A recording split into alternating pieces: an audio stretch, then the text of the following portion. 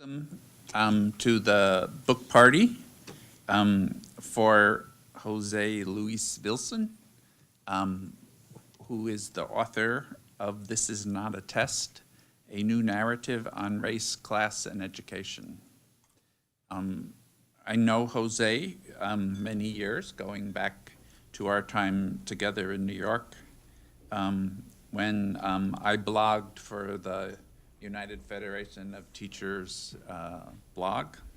I was the house intellectual there for some time. And Jose started a rather prolific career as a blogger.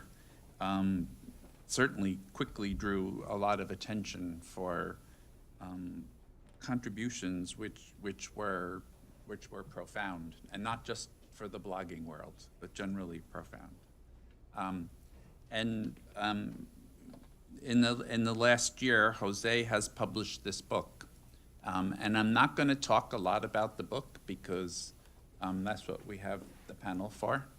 I also wrote a review. If you want to go and see what I think about the book, you can go to the Shanker website and read it. It's a good review. I do want to say that one of the reasons why we're doing this book party is because Jose in many ways exemplifies for us teacher voice. He is someone who has not used his well-earned fame to quickly exit from the classroom and begin a career of celebrity or of administration. But he remains to this day, where he was yesterday, no doubt, a middle school math teacher are you in Harlem or Washington Heights? In Washington Heights. In Washington Heights. We're also very pleased to have with us today to discuss and to celebrate Jose's book, Liz Davis, who's the president of the Washington Teachers Union.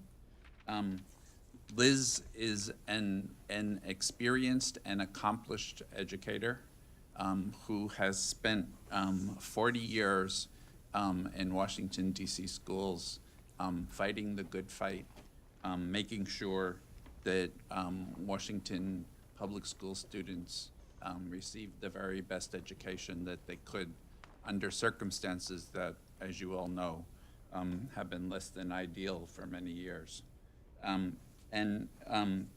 I feel a certain affinity with Liz because she began her career fighting around conditions in the building that she and her colleagues and the teachers were in. And I began my career as a teacher union person in New York City, fighting against asbestos poisoning in the school in which I had taught.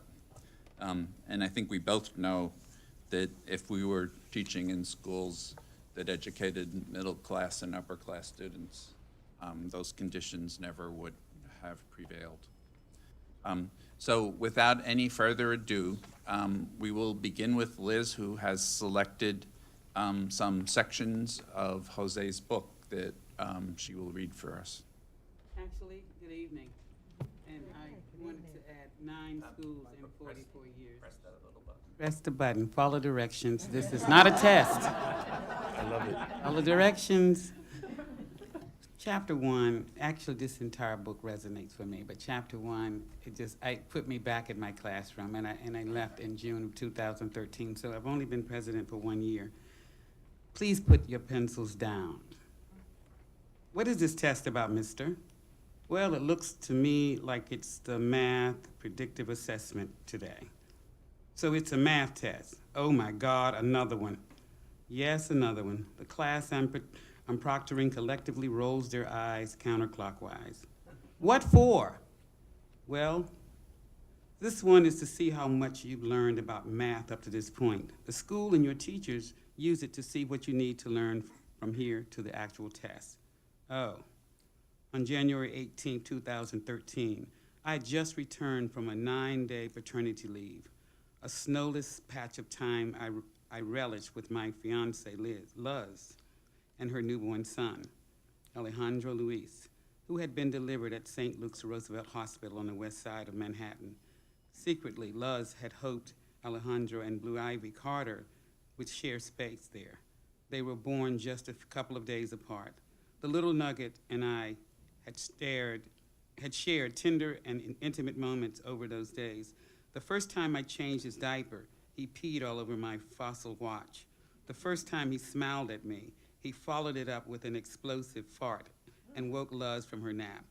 The first football game he watched, he put his fist to his forehead and pooped, thus predicting the fate of Tim Tebow's last game of the 2011-12 NFL season against the New England Patriots. During those days, Luz and I only tell what day of the week it was by the undershirts Alejandro wore. They literally read lunes, and that may be lunes for Monday, martes for Tuesday, and so on. I averaged 4 hours of sleep, picking up the afternoon and late night feeding and diaper shifts with Luz, while Luz took early morning. Yet I dreaded going back to work. I had my Nugget's face imprinted in the back of my eyelids. I checked my work email to find out what, upon my return, I would have to proctor an interim math assessment. As a math teacher, I knew I would have to be there. Even though I could legally have stayed home another few days, I didn't want to do it. By it, I mean the whole spectacle. A few days before I went back to work, Luz and I discussed Alejandro's options for schooling. When I first moved to Harlem, I had come on my own, considering only apartments, aesthetics, and proximity to the local and express trains. My child was a speck in the imagination. Now that he was kicking us outside of Luz's belly, we needed to think and fast. Quality Head Start programs were likely to cost us a month's combined salary.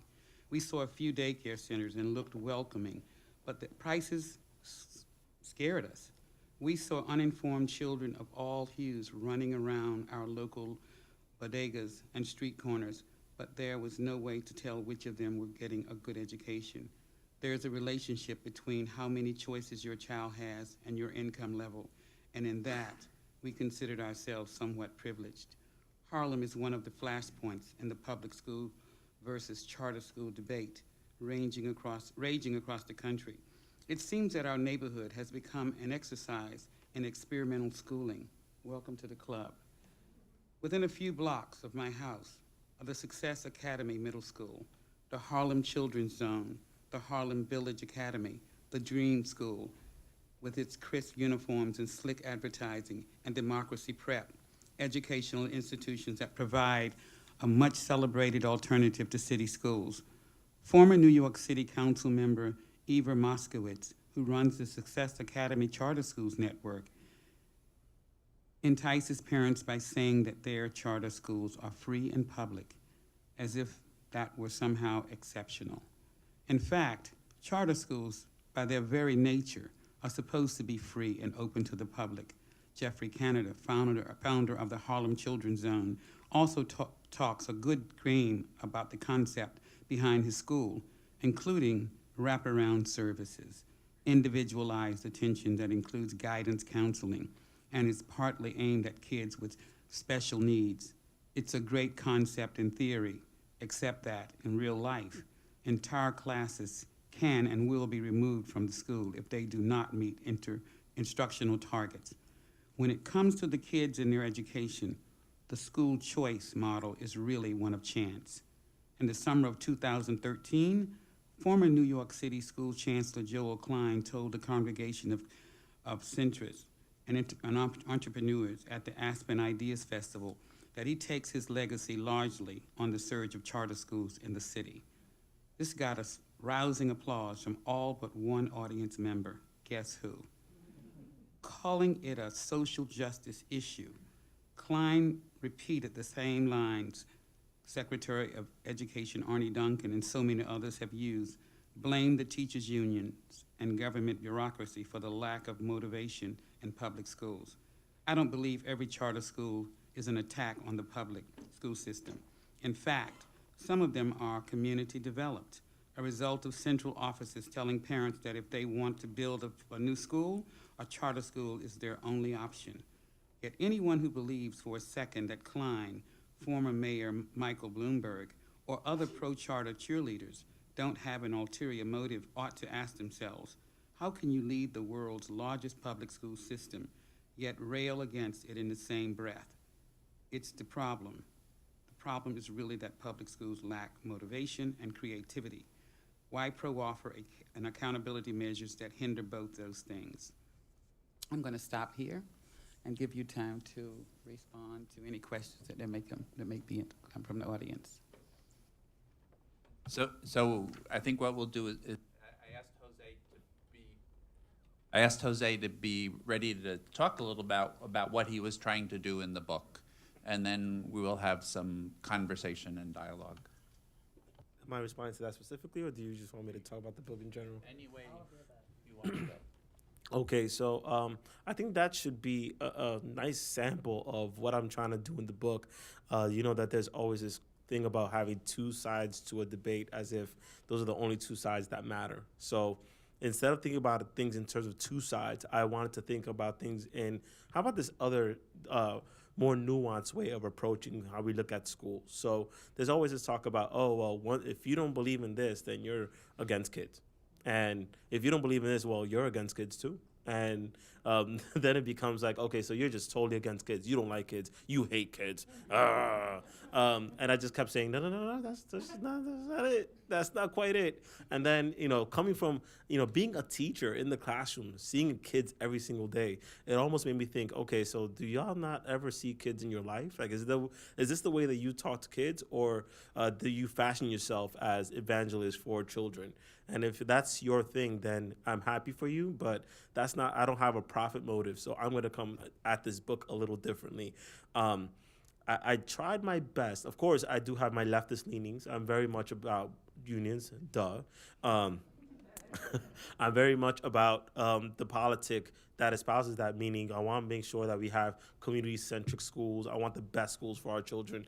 I want better funding, equitable funding for all schools.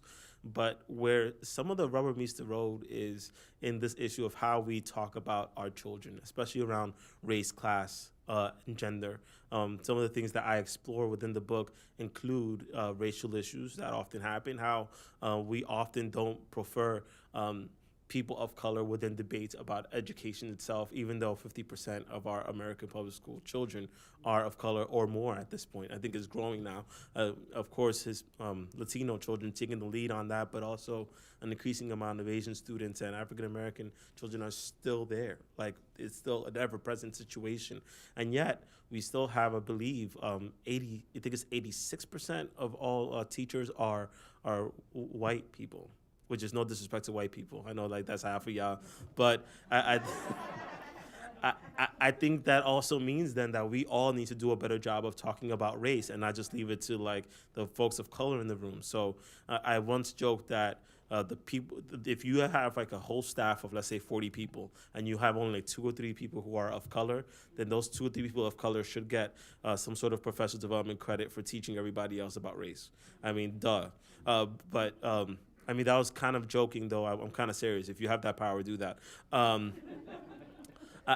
But then I also think to myself, so then how do we have that conversation about race where everyone at least feels competent enough to have that discussion, and then not look at their children as A, needing to be saved, or B, as kids who, because they're in poverty, they're just going to go wherever they're going to go anyway, except for like the talented 10th or whatever have you.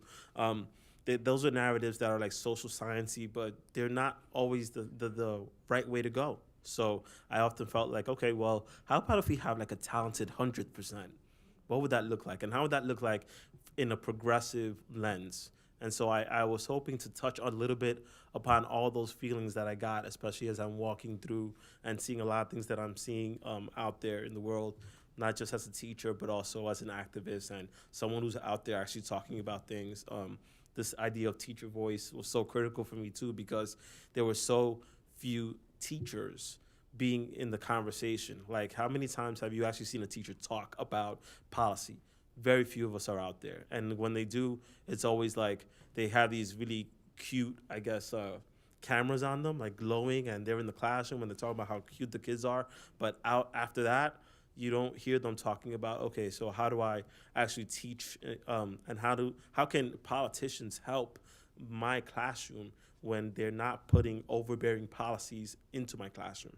That doesn't happen very often. They don't put a lot of us out there to talk about those things. So I was really hoping with my book, I could push a new narrative where instead of saying, oh, well, teachers could get relegated to this, and they could be the objects of whatever we talk about, it's time for teachers to become part of that solution and have a voice in that, and have it in a way where it's nuanced, not necessarily parroting whatever somebody else said or whatever their boss said or whoever it is out there, making sure that they are the ones who are coming up with solutions themselves and being part of that solution.